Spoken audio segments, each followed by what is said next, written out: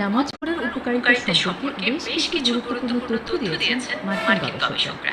নামাজ নিয়ে গবেষণা করেছেন মার্কিন যুক্তরাষ্ট্রের বিংহামটন বিশ্ববিদ্যালয়ের একদল গবেষক। তাদের দীর্ঘ পর্যবেক্ষণ ও পরীক্ষা নিরীক্ষার ফলাফলে তারা জানিয়েছেন দৈনিক ৫ ওয়াক্ত নামাজ পড়ার মাধ্যমে মানুষ স্বাস্থ্যগত দিক থেকে উপকৃত হতে পারে এবং শারীরিকভাবে সুস্থ থাকতে পারে।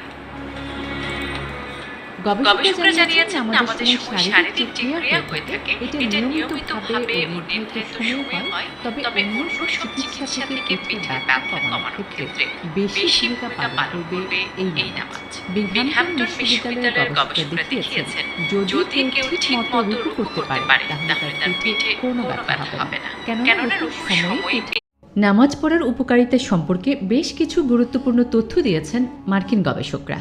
নামাজ নিয়ে গবেষণা করেছেন মার্কিন যুক্তরাষ্ট্রের বিংহামটন বিশ্ববিদ্যালয়ের একদল গবেষক। তাদের